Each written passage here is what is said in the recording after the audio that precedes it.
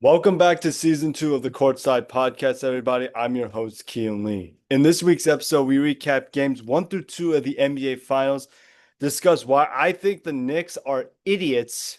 I'll say it again, idiots for firing Tom Thibodeau and more. Now, before we get started, make sure you hit the subscribe button, turn that post notification bell, like this video, and comment down below on who you think the Knicks should hire next. And without further ado, let's get into the video. All right, so kicking off, we got game 1 of the NBA Finals, the Thunder and the Pacers, and this game was electric. Unfortunately, I couldn't watch this game because I was busy working. But Pascal Siakam had 19 points. Aaron Nesmith had 10 points. Miles Turner had 15 points. Andrew Nembhard with 14 points. Tyrese Halliburton had 14 points, and that sick game winner. And their bench was led by Obi Toppin with 15 points. Not 15 points, 17 points, sorry. As for the Thunder, SGA had 38 points. J-Dub had 17 points. Chet was held to 6 points. And their bench was led by Alex Caruso with 11 points.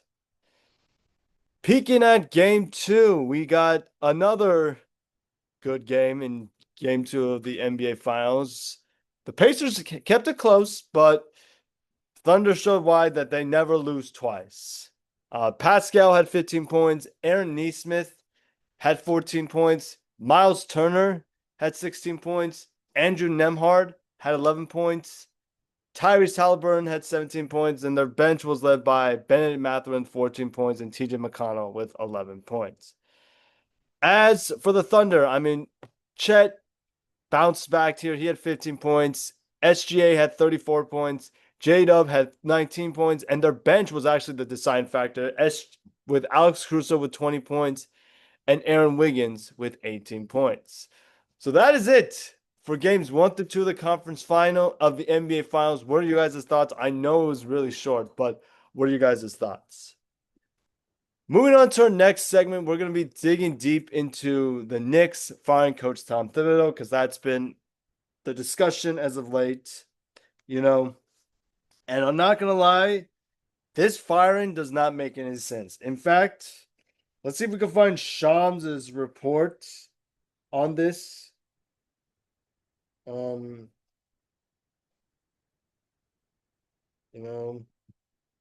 I can't seem to find it, but this is what Jalen Brunson said when he was asked about Coach Tom Thibodeau. Kind of feel that going forward, he's the same guy to lift you guys the rest of the way at next level. Is that a real question right now? You just asked me if I believe that if he's the right guy.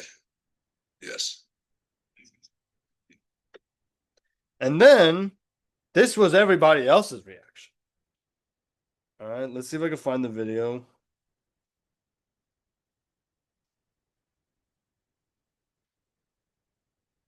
All right, this was keep in mind this is everybody's reaction because this was nuts. All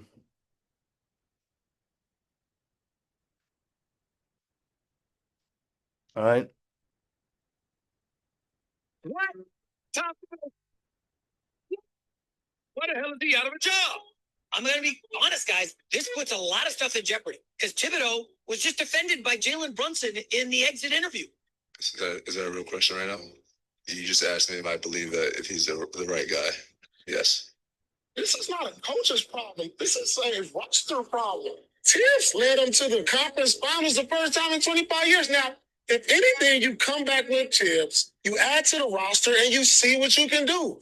Tom Thibodeau was not the one in game 1 that smoked the double-digit lead at the crib in the fourth quarter. He was not on the floor. It is not on Tom Thibodeau that Jalen Brunson was scored on 68% of the time. That's not on coaching. What? Tom Thibodeau? That's my immediate reaction. All right. Like they said, Tom Thibodeau took this team to the Eastern Conference Finals for the first time in 25 years. Keep in mind, I'm 22 years old. All right. And ever since I've been watching the NBA, the Knicks have been either falling into these three categories. They don't make the playoffs. They make the playoffs, but they get bounced in the first round, or they get bounced in the second round. The fact that, all right, if you would have told me at the beginning of the season, Keon, the Knicks are going to make it to the Eastern Conference Finals. I'm like, okay, they have to face against the Celtics. But you say, but you tell me, but wait, Keon, but wait. They will beat the Boston Celtics. And I'm like thinking, you crazy? Because if you guys don't remember, the Knicks could not beat an elite team last year. Like, if you guys remember, I can't remember which episode I talked about this, but I did a segment on this show saying why I don't think every team can win the title, like the teams that are in a play-in / playoff spot as of right now. And I said for the Knicks, the reason why I don't think they can make the playoff, why I don't think they can win the finals was their lack of depth, and they can't be an elite team. But they did that. They beat the Celtics. All right? This is not Thibs' fault. All right?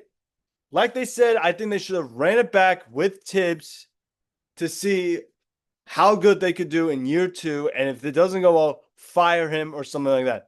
All right, don't fire him like after making it to the Eastern Conference Finals for the first time in 25 years. Like, what the fuck is that supposed to mean? But yeah. Anyway, moving on to our next segment, we're going to be digging deep into the Suns hiring their new coach in Jordan Ott. My initial thoughts about this hiring is I don't know much about this guy. Okay, I know people are going to say, like, Keon, he was on this system for the Cavs. Like, yeah, no duh. But, like, I don't know, like, much about them per se. I know he was the video coordinator for the Cavs. So, I guess I like this hire. I mean, according to Shams, Devin Booker likes this hire. All right. But will this ultimately lead into KD getting traded? I don't know yet. I'll probably post maybe like a video of KD getting traded. I don't know. I personally, and I know people are going to say it didn't work this year and it didn't work last year. All right. I still firmly believe that these three guys, Devin Booker, Kevin Durant, and Bradley Beal, I think they can coexist with each other. All right. I understand that Beal is, everybody wants Beal gone. Even like, let me show you his Instagram, actually. Sorry if I have to do this, but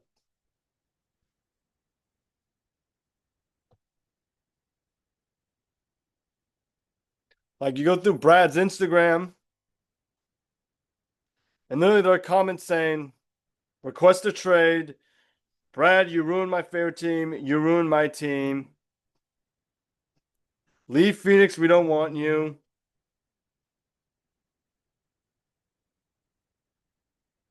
Let me find other, because there's more to this. Please leave the Suns. I really want them to be good. Retire.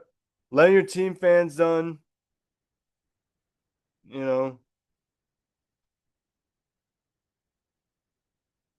How do you get one single point in 30 minutes, bro? The poison of the Suns right here. Time for you to find a new home. Look, I understand Suns fans. You guys are frustrated. All right? But, all right? I honestly don't know what this team should do. And I will get to my off-season basics for every single team, like once the NBA season is finally over. But like, he has a no trade clause. He holds all of the cards. All right. And honestly, Suns fans, all right, it's all right. And I understand. And like, there was a couple months ago, if you guys don't remember, there was an incident with, I think his wife posted this on her story. I don't have it with me, but like she posted it saying that a fan was trashing like her husband, and it ultimately letting one of their kids cry. And I think it was like Deuce or something. All right. Look, look. Say what you want, but the reason why Brad doesn't want to leave is because of that fan. All right. You guys were the one that said, get off this team. Like, you're trash. You're a bum. All right. Had you guys kept your freaking mouth shut, Brad might have requested a trade a while ago.